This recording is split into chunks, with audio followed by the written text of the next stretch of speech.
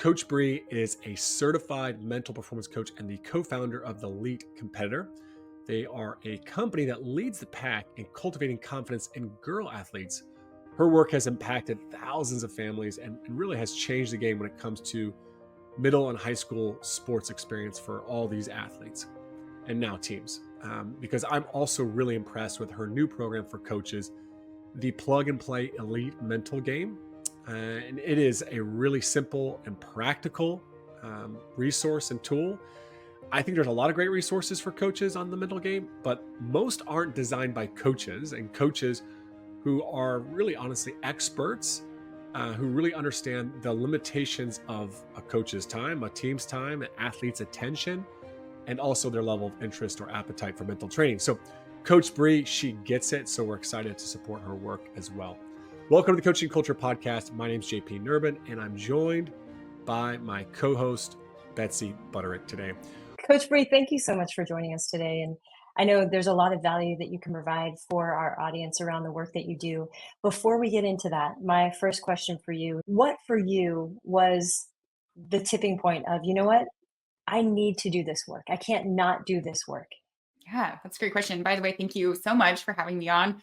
I appreciate both of you and the works that you do in each of your spaces that have helped me tremendously as a coach myself. So thank you for having me on. I guess that question leads me all the way back to when I was an athlete. I'm remiss to, mention, if I didn't mention, really, that's where it started. I was a multi-sport athlete growing up. I actually quit my sport, which was volleyball, my senior year of high school. And why this matters is because looking back on why I did that, it was because internally I was struggling a lot with self-doubt. I was kind of going through all the normal things that all athletes go through. Like I would make a mistake and kind of struggle coming back from that. I would worry about what my coaches are thinking, what my parents are thinking.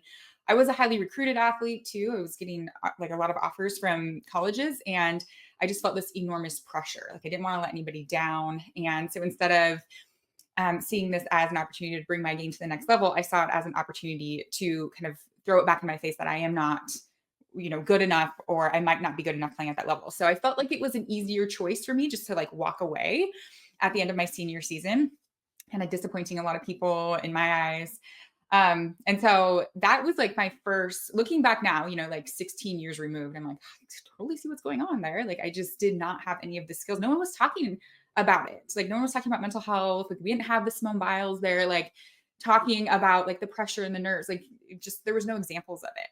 And I went to a college that had a really good volleyball program, and I went to every single game. They made it to the national championship. I missed it so much. And I realized like, okay, it's not volleyball that I miss. It's this feeling of like, how do I handle the pressure, the nerves, the mistakes, letting people down, like all of those things.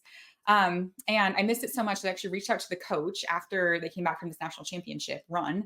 And I was like, just on a whim, like, told her my story, and I'm like, any chance, anything? And she was like, why don't you come? I'm going to offer you a tryout. So I got to try out with the team and just got to go practice with them that fall, or that winter after their fall season. And she, after that, offered me a walk-on spot on their team. And I was like, I'll pay you. Like, I don't care. You don't need to pay me anything. I'm so happy to be a part of volleyball again.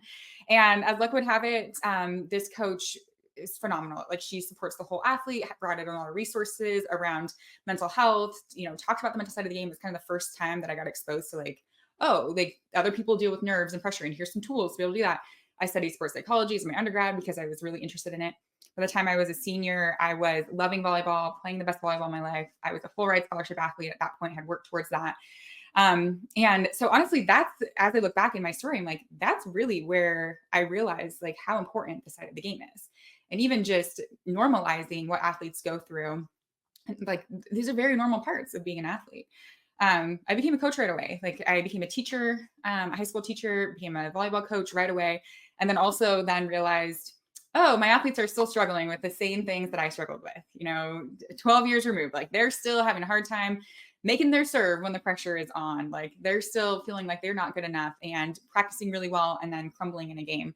And so about 5 years into my coaching career, I had very talented teams. I had 2 teams that were like ranked number 1 and 2 in the state, and we lost in the district championship match 2 years in a row in 5 sets, like track and volleyball, 5 set by 2 points, reverse sweep situation where we won the first 2 sets and lost the next 3 to not even make it to state.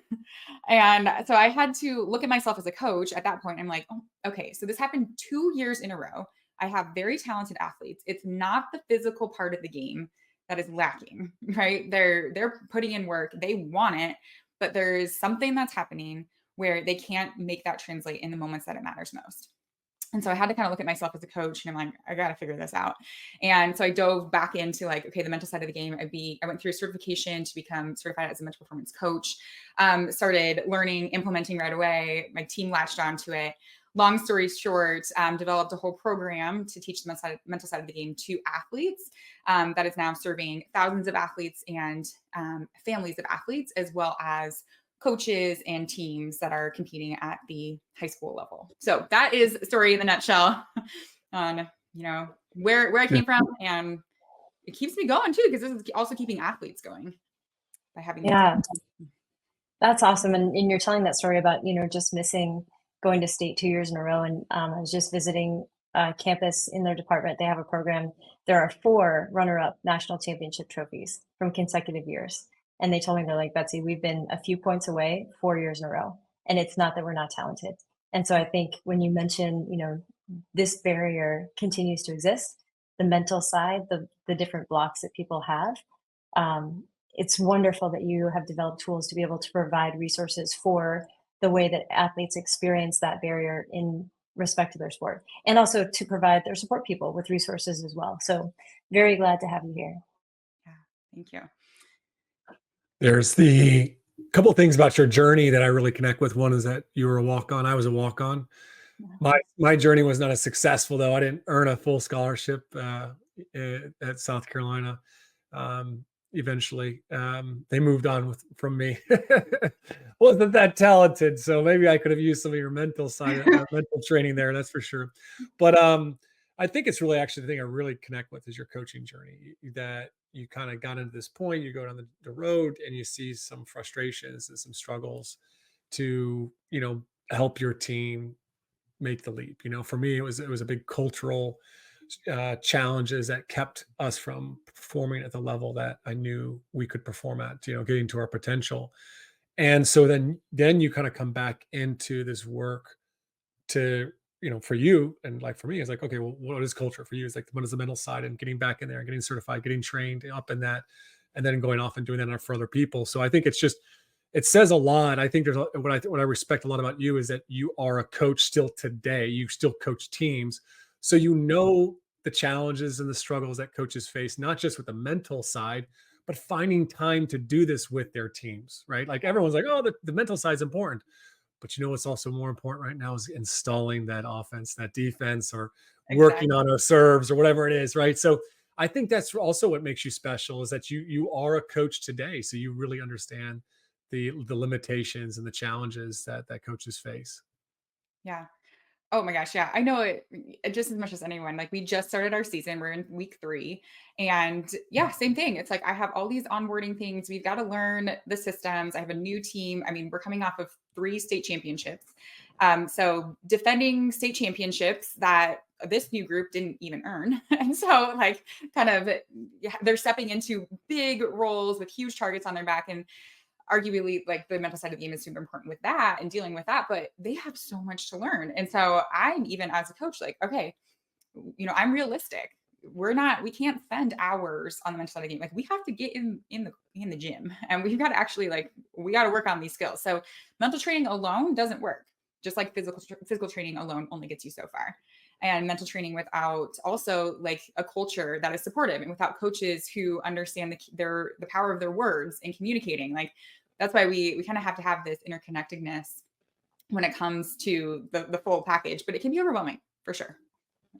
Yeah. And I think what also I want to kind of ask a question here on is that makes you special too, as you mentioned earlier, is you bring the parents into the equation in your work. And typically I think the mental coaches out there that I see, it's like they just want the parents to cut the check so they can do the work, right? Yeah. But you actually want the parents part of the conversation. Talk about, what's the value of bringing the parents into the conversation around this mental side of the game?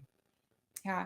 Well, honestly, a lot of parents that I talk to are struggling themselves with what to say to help their athletes. They're like, she's, irritable before they compete, and I don't know what to say. Everything I say is the wrong thing, and then they want to like bite my head off. Or in the car ride on the way home, like, as coaches and athletes ourselves, like we know that that's a sacred time, and a lot of times parents are just lost because they're like, I don't know what to say. She's beating herself up.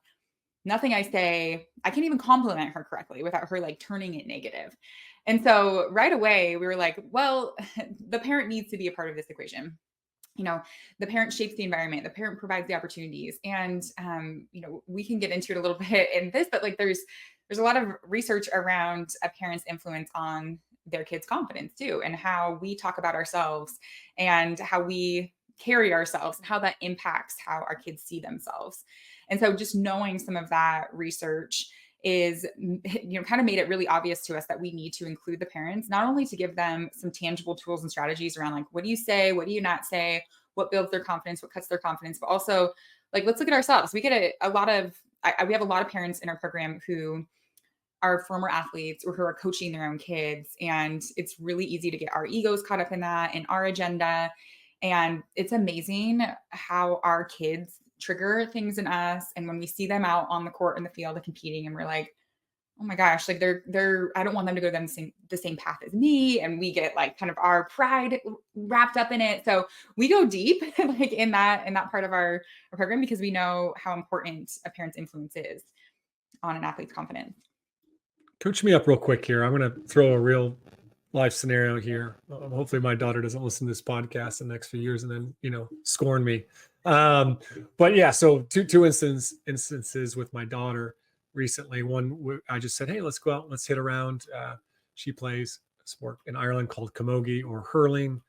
For those that don't know that, most listeners here, you can look it up on YouTube. Pretty cool sport. It's Irish sport. But anyways, we're hitting around, and very difficult, very technical, skilled sport. And she's just really struggling to hit off her weak side, and just really getting frustrated. And I'm just out there to have a good time. And the whole moment just completely deteriorates. And I try to offer words of encouragement. No luck, right? So she can have these moments where she's struggling, and it's just like, I ask her, well, do you want me to help you, or you want some space? And Mhm. I just get evil stares, daggers coming out of her eyes. And then, just the other day, actually, her brother played really, really well in a football match. And we were, giving him appropriate praise, giving him some affirmation around, hey, you've been really working hard at this. It's just great to see you come out there and play really well. Doesn't that feel good? Yeah. So she overhears me and my wife talking on the sidelines about how well he's playing.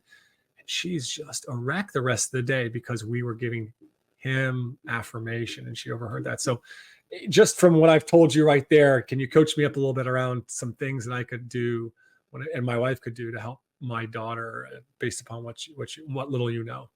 Mhm. Yeah, I mean, honestly, JP, you're doing a lot of things right. I would say as long as she is initiating that, like the extra reps, the extra practice, which sounds like she is, like you're just like, I'm here because you want to be here.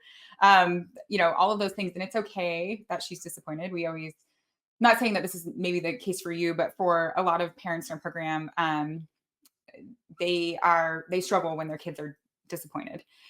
I mean, for a good reason. It's hard to see our kids upset, but sometimes that sets off red flags for them because they're like, oh my gosh, they shouldn't be disappointed. They should be happy. They should be blah, blah, blah. And like, we want to get them back to this. And I think just recognizing like, hey, this is a hard skill right now. Like just even that validation is really important. We lean on Dr. Becky Kennedy's work around confidence and around, the research when it comes to parenting. And a lot of what she says around confidence is self-trust. And at the root of it, we want our kids to trust themselves and trust how they're feeling. So even recognizing, you're disappointed right now, you're having a hard time, that's going to happen. You know how you feel. And just a little bit of validation. The other thing we talk about is highlighting positive innate qualities. So we talk about PIQs, is how we describe them. And so just highlighting some of those things, which I'm sure you do. I know you do this, JP, but like highlighting, things outside of of her sport and what she's doing well, like who she is as a person, her work ethic, noticing things that don't directly relate to her sport so that it doesn't become just this, I'm only like recognizing things related to the outcome of what you're doing well in, I can't remember the name of this game, but yes. So like highlighting those positive innate qualities as much as you can, I think is key. There's another thing. Oh, uh, something that may or may not work. We just always throw out tools that, have helped some parents, and, Mhm. you can take it or leave it. But in those moments when she's frustrated, she's disappointed, like nothing's going well, she's throwing you daggers, asking the question, is there anything I can do right now that would make this worse? And just Mm. flipping it to her, to like, first, like why this works for some athletes is it's recognizing like this is a tough moment. Okay. I want to help. And I could be doing things to make it better. It could be doing things to make it work. I'm not really sure. But is there anything from your perspective that I could do to make this worse for you right now? And sometimes athletes are like, yeah, stop coaching me. Like, yeah, Mm. if you continue to tell me the same thing over and over, I'm going to break down. And so it's just another way to, like, a different way to approach the situation that's, just kind of makes them think a little bit differently. Like, and it can uncover some of those things that could be not helping. Um, Yeah, I love that. And I think a version of that that I've used with athletes is when you ask them, what do you want? A lot of times people struggle to articulate what they want. An Yes. easier access point is sometimes when you say, like, what don't you want? Because people are pretty clear based on their past experience what they don't want. And it sounds like that's a really great application of a very similar question of like, what can I do to make this worse? Because initially it's a little jarring. It's like, what do you mean? Why would you want to make this worse? But then you get information that you might not get otherwise, despite your best intentions to try to make it better. So I Mhm. really love how that's phrased and the way that that maybe hits differently than a lot of questions that we ask either our children or our athletes. I think about the importance of what conversations are happening at home. And so I've got a situation hypothetical that I would also like you to coach me up in. Um, so my daughters are 3.5 and 1.5, and my wife and I have had that conversation of okay, raising young women, we want them to have a positive body image, which means we need to be really conscious of how we talk about ourselves. And Mhm. as the individual who did not carry both of our children, I would transparently say I feel like I'm in my dad bod phase of, don't get to work out as often as I like, running after 2 kids, really busy with work, and this is Yeah. just where we are. And thinking about the number of parents of athletes, specifically young women, let's say you've got a coach whose team is going through this program and they're learning all these different tools. And the reality is, at home, one or both parents are incredibly negative or critical. Mhm. So, if I'm working with an athlete on their inner critic or inner voice, they'll give their voice a name. It can be any name except theirs. And then they'll write down what that voice says. And then at some point, depending on the depth I want to go with that athlete, I'll ask them, like, who said this to you? And they'll realize maybe for the first time, like, oh, it was mom or it was dad or it was some influential person in life. When that's true for an athlete, what advice would you have for a coach on how to best work with them, knowing that voice has been ingrained maybe from an early age from a person that they arguably love or they're very close to, and yet it's holding them back from performing the way that they want to? Is there anything a coach can do in that space? Yeah. That's a great question. I have a similar approach to you, Betsy. So, we give that inner critic a name. We talk about, all right, this is a part of you, but it's not you. And, depending, as you said, how deep you want to go with athletes, it's also worth noting that often we show up and be based on how we were, what was modeled for us. And sometimes that some of that self-compassion can come in. And I think that athletes can realize that even like in high school, hurt people, that type of that analogy I think does hold true in this sense. So that's where I would start, other than just realizing like, hey, this parts of the internal family systems is kind of like where this methodology comes from, and realizing that like this is a part of you, it's not you, no matter where it came from. And you can decide like, if you want to turn it up or turn it down. I really like this idea of turning it up or turning it down because I think sometimes we unintentionally make too far of a leap by asking them to turn it off. Right? Yeah. Like, even in, like, a negative situation or scenario, when we say like, you have to be positive, it's like, well, that feels really untrue right now. Like positive would be the total opposite of what I'm experiencing emotionally. So I love the idea of turning it up or down, adjusting that dial versus turning it on or off, because that just feels more accessible. So thank you. So we're going to keep throwing some challenging questions here your way, Coach Bre. I was just talking with a coach the other day, and she just took on a new field hockey team and a whole new set of players. And she sent out some Google Forms, got some feedback around, learning about the players, what they struggle with, what they feel confident in. And almost unanimously across her team, I think everyone but maybe two players said, I really struggle in pressure moments, or when I'm not even so much pressure moments as when I make mistakes. Mm-hmm. And so they communicate that they all struggle with the stress, the anxiety in the moment. And at the same time, they all have asked to be, that we want feedback. We want you to be tough on us. We want you to coach you.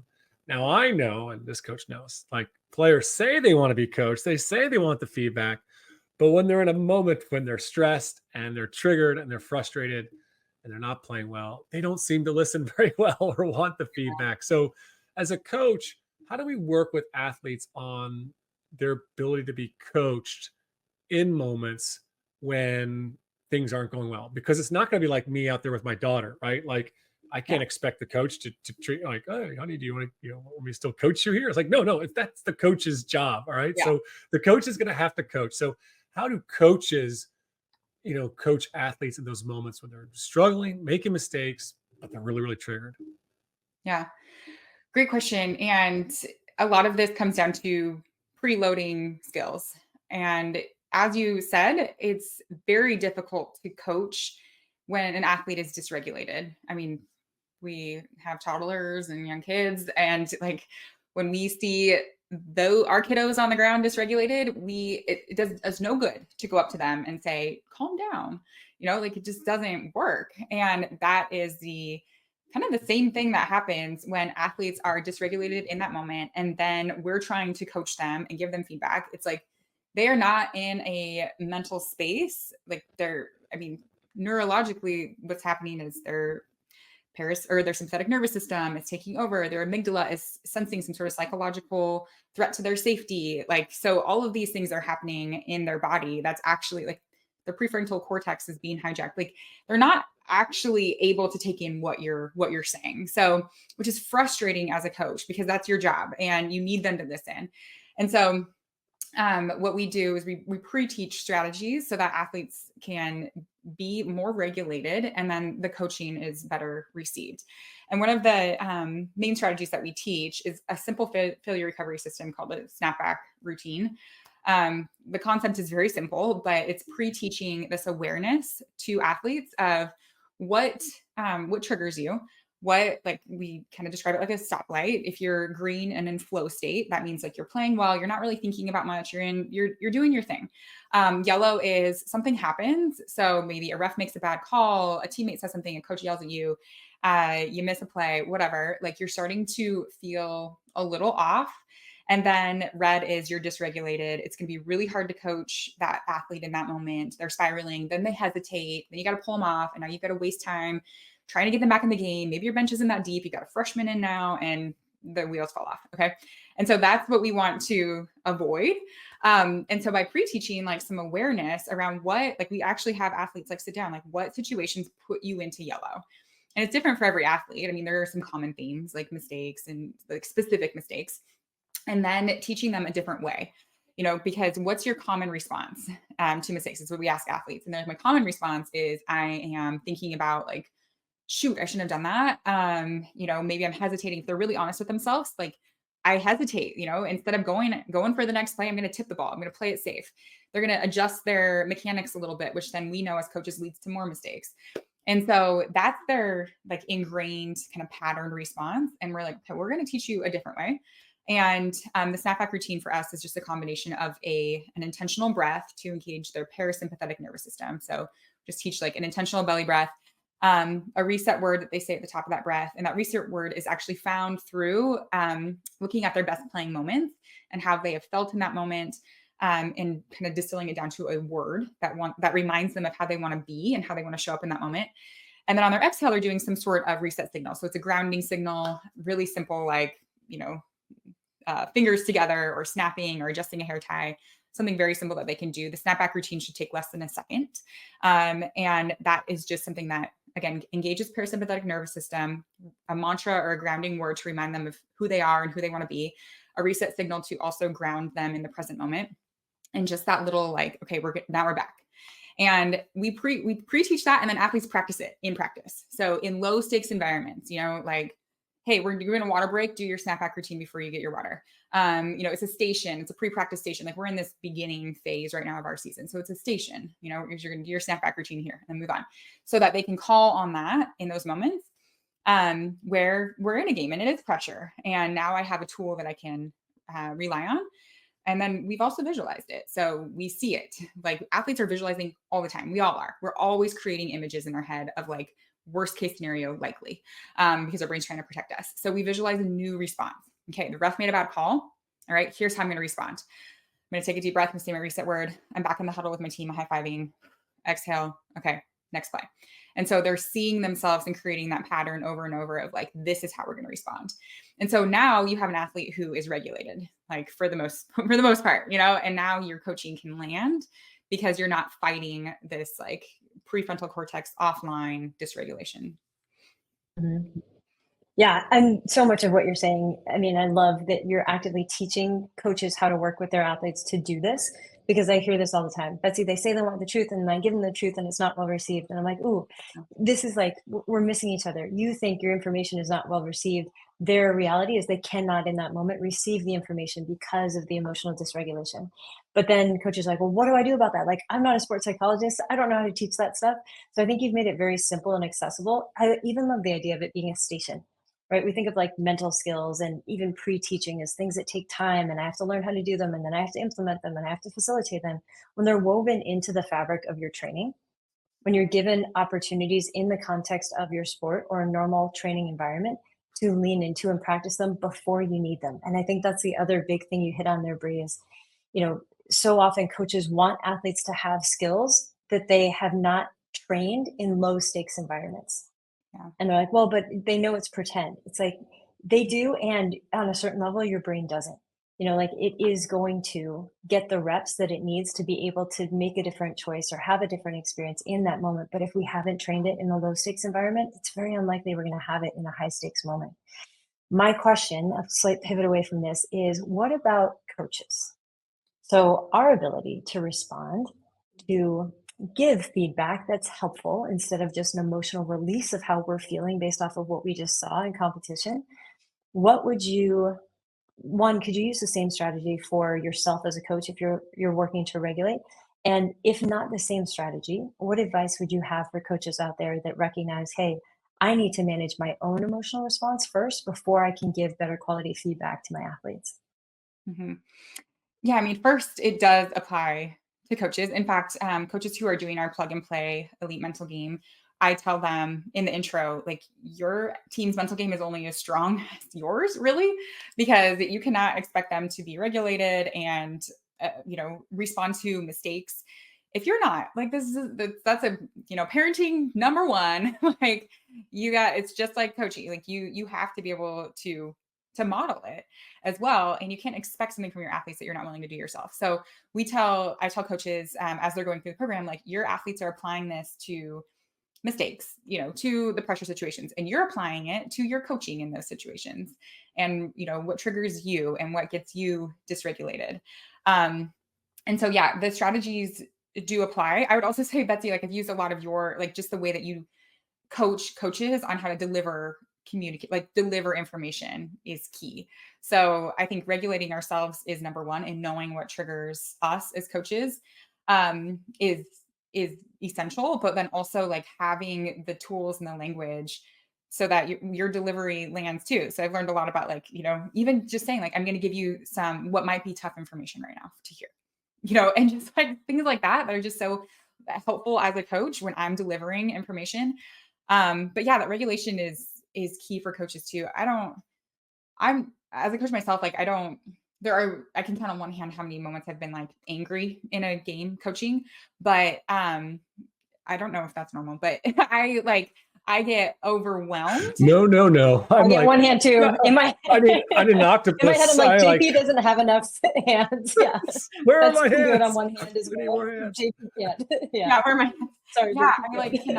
cannot but I get so overwhelmed to the point where like I forgot to put my libero in like a championship match. Like that is what, I internalize a lot. And so I have to know that about myself. Like, ooh, this is like this pressure is a lot. I need to like make sure I'm calling on my assistants and I'm, doing all that. But yeah, we're all different. Thank you. JP will work on your octopus arms soon. Yeah, these octopus arms. There we go. Yeah, I just love so much about this. I mean, I think, and even Betsy's question just made me think about my journey as a coach and when I, had more outbursts than I had hands for sure. And yet there was moments where I was working on some of this mental stuff with my players, not to the level that you're offering there, because your stuff was just fantastic there. I love how so simple it was, but the training and the rep in it. But we were reading about the mental stuff and we were having conversations. But I'd be in that moment where I'd be about to lose it, and I could turn to my team and say, "All right, I'm really struggling. I'm about to lose it right now." And that was almost like this cue to like they'd oftentimes fix the issue that was driving me crazy, or they Right. would just be like, "No, it's okay, coach. We got you." And they would do something that would make me laugh or something to help me to reset Mhm. myself. So I just love the journey that you've been on. I think I've got one question before we let you get out of here, and I know I want you to talk too as well about some of the stuff that you're doing with your course for coaches there.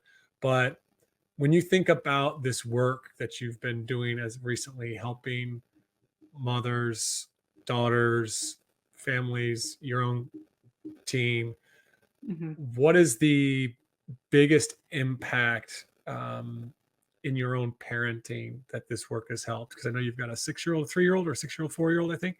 Yes. Yeah, I'm just always interesting because it was actually interesting when you were talking to Dr. Michael Bre about this, and Mhm. one thing that he talked about was just the importance of how what we're doing translates to the most important area of our life, which is the home life. So, yeah, how has it helped you as a mother? Yeah. Wow. I didn't expect that question. But I love it because it's everything. I mean, um, I can speak from kind of two angles here. First, like just the work itself, because I'm so immersed right now in the research, and I'm like I work with moms of athletes every single day and see like how impactful, even hearing them, like I'm just changing how I talk about myself. I'm changing how I'm showing up, and my daughter's noticing, and even when we think like our teens and tweens are not paying attention like they are. Yeah, and that's super appropriate. And again, if we can put like a exclamation point on the work that you do in support of it, for parents to know that, yeah, it might feel, a little, there may be some resistance maybe at the beginning. Even what you mentioned about like, oh, okay, I'm to blame for my daughter's confidence issues, right? Like, let's take that one on. But to recognize that in doing the work, you're also given the opportunity to work on yourself. So I love that you just thought through like how to make this something that benefits not just the athlete in this moment in their sport, but benefits perhaps the family, the relationship, and the future that they have together. So thank you for what you do in this space. It's really adding immense value. Yes.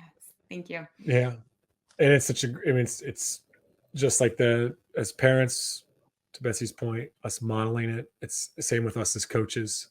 Mhm. Are we modeling that? That's what Dr. Michael Gervais was talking about as well on our podcast. Is just this is work that we can do together. So when it comes to work that we do together, you have a course. Tell us about the course, because I think that honestly, what you just shared with the red light, green light, yellow light, Mhm. like that was so simple, and it was like probably the majority of that is like actually on the court, not in a classroom. There's a little bit of classroom time that's like we're actually about to train it. So tell us about the Mhm. course there.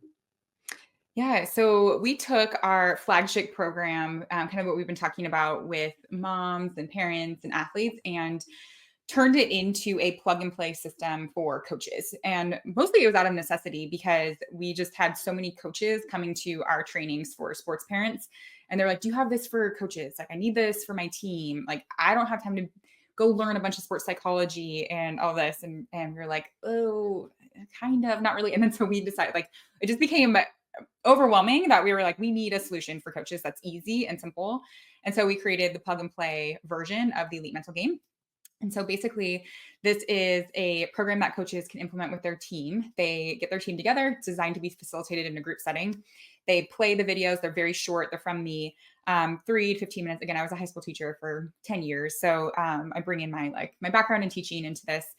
And so they have a little lesson plan that goes along with it, lead a short discussion afterwards, and then they go on to practice and implement the skills that they learned. And like you said, JP, they're simple. The snapback routine, box breathing more than box breathing, but like breathwork techniques, pre-practice and pre-performance routines to help them with nerves, like very simple things that athletes use. We also have visualizations in there. And I know that every coach is at a different level of like comfort when it comes to visualization. So we have visualizations from me that you can play. You can read it if you're the type of coach that wants to read it. And also all athletes can get them to their phones, so they can just have them like on their phone, easily accessible before games. So it's a whole system. In implementation, it takes about 30 minutes a week. And at that pace, a coach would get through the whole program in about 12 weeks. So we've mapped it out. Like if you have a 12-week season, 30 minutes a week, but athletes can go, or parents can go slower. Not athletes or parents, coaches can go slower or faster depending on like what's going on that week.